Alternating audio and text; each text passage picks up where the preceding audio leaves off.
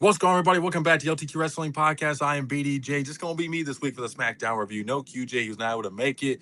This episode of SmackDown was interesting. It had some interesting stuff. A lot more entertaining the last few weeks. There's a lot more wrestling on this show. For a 2 hour show, you want at least 3 to 4 matches. And sometimes WWE do it where they have like 2 matches in 2 hours. They didn't do that here. They had about 4 or 5 matches. They kick off the show. Nick Aldis is out there. And he talks about how he's been reinstated as a SmackDown general manager. The crowd gives him a big pop. We always love to see Nick Aldis. He's great.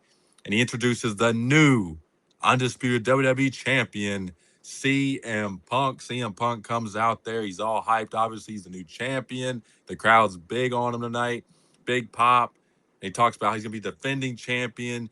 Is it great to be wherever he's at on a Friday night or what? Said Friday instead of Monday because he's officially on SmackDowns permanently now. And he talked about how he's going to be defending the title. He's going to be wrestling very often. He mentions names like Finn Balor, Royce Keys, Gunther, Cody Rhodes, Sami Zayn, Trick Williams, and out comes Cody Rhodes. And Cody comes out there and he talks about his black eye. And Punk's like, we all know you didn't come out here to talk about my black eye. What do you want to talk about? And the crowd laughs at that. That was a funny moment between those two. And Cody's like, you're right. I didn't come out here to talk about your black eye. We've always talked about this match happening, and he talks about, you know, how there's always been talk about Cody Rhodes against CM Punk has never really came to fruition. And Punk talks about, yeah, I probably did avoid it. That's why I didn't mention your name. We're friends. I don't want to do nothing to jeopardize that. Obviously, I'm paraphrasing. And they have a face to face. And Cody says, sometimes title opportunities fall right out of the sky, as you said. And we always talked about when. And Punk gets up in his face. He says, when.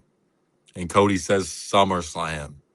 And it's official. Cody Rhodes against CM Punk at SummerSlam. The match we all predicted was going to happen. There was rumors it might have been a multi-man with Sami Zayn and Gunther not, being involved in the match yet. But Sami Zayn's on a mental break hiatus, whatever that means for him. I guess after losing the championship, he just had to go to take a little bit of a deep breath. And then Gunther will be out here later. But yeah, we're getting CM Punk against Cody Rhodes. I'm really looking forward to this match. I ain't really too happy about Sami Zayn dropping the championship after 9 days. You guys have heard me. If you see me on TikTok or watch my shorts, I have not been a happy camper about that move. It is what it is. We move on. That's how wrestling goes. CM Punk against Cody Rhodes. The promos are going to be spectacular. The match is going to be spectacular. I'm curious who plays the heel in this match or this feud because both guys are baby faces. Does Punk go heel?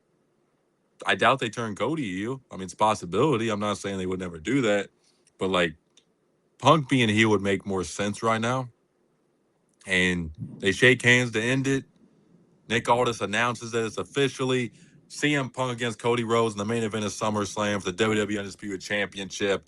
And that's how we kick off tonight's SmackDown. Really good first segment. I enjoyed it. They've been hoping Punk's going to bring some life into SmackDown. I think he will do that. And listen, I give Punk a lot of credit. He does compete. His last title reign, he was fighting on Raw and in main events and facing Braun Breaker and Seth Rollins. Like he for his age, will compete and be a fighting champion. So I'm cool with him being champion. Not happy with Sami Zayn losing so quickly, but I am happy Punk's at least going to be a fighting champion. We had Finn Balor come out next against Tama Tonga. Back and forth match. Went about probably 6 to 8 minutes. Back and forth. Tala Tonga tries getting involved. Tama Tonga hits his finisher. Balor kicks out. And then Finn Balor hits him with the coup de grace later in the match for the pin. 1, 2, 3. And Finn Balor gets the win. We have a segment between Royce Keys, Jimmy Uso, and Jacob Fatu. And they're pretty much talking about how Royce Keys has been involved in this with the OTC. He needs to step out of line. He don't need to cross that line. Royce Keys keeps saying, Big Jim, you keep mentioning my name the week before, last week. And I don't like that. And Jacob gets in his face and he says, we're boys. Just keep, stay out the OTC business. Just please stay out of it. And Royce Keys talks about, blood don't make family, loyalty does, which that's a true statement if I ever heard one. And then, Jimmy says, you got us to deal with, basically. And Jacob Fatu walks away and he's like, us. There ain't no us, Big Jim. This is your mess to clean up. He walks away. Royce Keys and Big Jim have a face-to-face. And then pretty much Jimmy gets clotheslined outside the ring. We get a match between I almost said Jimmy Uso and Royce Keys. And the match wasn't too bad. It was back and forth. Solo and Fatu end up brawling outside the ring. Royce Keys gets distracted, gets hit with a super kick.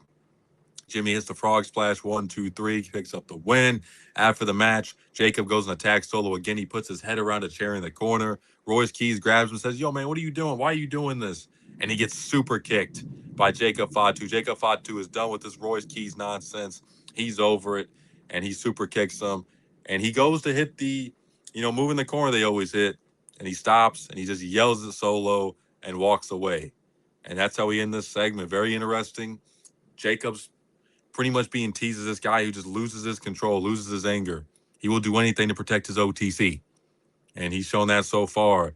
And he almost took out Solo for good in this segment. It was about to be cooked for old Solo, but Jacob hesitated and he walked away. We had Alexa Bliss against Jade Cargill. Wasn't too exciting of a match. Jade gets the win with the Jaded. And after the match, Charlotte Flair and Alexa Bliss get taken out by Jade and her group. Charlotte gets held in the corner. Jade grabs a chair, puts it around Alexa Bliss's arm. It was kind of weird how she did it. I don't know if she didn't do it correctly or whatever, but she snaps Bliss's arm. Bliss obviously could do this with her arm. I'm not going to do it, but it was very realistic the way Bliss's arm was looking.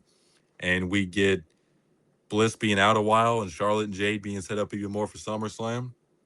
Carmelo Hayes against Trick Williams was next.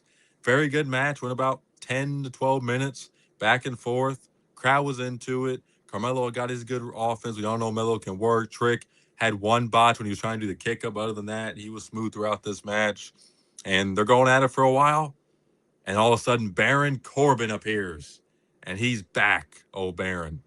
And he takes them both out. It's a DQ ending. And listen, I'm intrigued by this for Baron Corbin because I thought, after all the rumors about him potentially being Danhausen's experiment, that was how they're going to bring him back and all that other stuff. He's back and could be taken seriously in the United States title picture, which I think is a good move for Baron Corbin. He's a hell of a talent.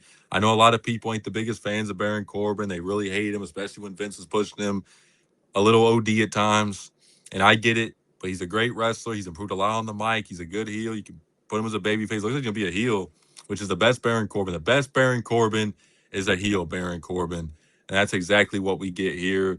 So I'm curious if this is gonna set maybe a triple threat at SummerSlam, maybe a Fatal 4. They showed Ricky Saints watching as well. So maybe that's the move, a Fatal 4 with the United States Championship between Ricky Saints, Trick, Carmelo, and Baron Corbin, which I wouldn't hate that match. So we'll have to see. Good to see Baron back, though, and watch to see what WWE does with his booking. And the main event, as Tears always likes to say, Gunther comes out there. He calls out Nick Aldis. He's not happy. Gunther has not been happy in a while now. And he says he wants CM Punk and Cody for the championship. And Nick Aldis comes out there and he says, "You want CM Punk? You want Cody Rhodes? You'll get them both in a tag team match at Saturday night's main event in a week. You and Sami Zayn will team up to fight Cody and Punk. And that will be the main event of Saturday night's main event." Gunther is not happy about that at all. Nick Aldis is saying that SummerSlam is still going to be a one-on-one Punk against Cody. Gunther just attacks him. He beats him up. He chokes him, and he is just not letting go. They had to have security and agents come out there. They separate him. Gunther hits the jockey again and puts Nick Aldis in a sleeper hold. He goes night-night to end SmackDown. That's definitely setting up the match for SummerSlam, which I'm glad because Gunther needs to be doing something at this show. The question I have, though, what the heck does Sami Zayn do at SummerSlam? I mean, is he going to be added to the world title match, make it a triple threat eventually? Is he going to be facing maybe Chad Gable, which I think he'll be facing Penta? Like, Sammy doesn't really have a role at SummerSlam right now. So I'm curious how they integrate him into that, which is going to be interesting. All in all, though, I thought this was a very well put together SmackDown. Was it the most exciting SmackDown ever? No, but it was just a solid show throughout. The matches weren't, terrible. The segments all made sense. The feuds and build up to SummerSlam continues. I didn't really hate this show throughout. I thought Gunther and Nick Aldis' segment at the end of the show was really good. I thought the beginning segment was really good. So, all in all, hopefully you guys enjoyed my SmackDown review. If you like gaming content, I've been posting some Call of Duty Black Ops 2 shorts, some Fortnite shorts, some MLB The Show gameplay.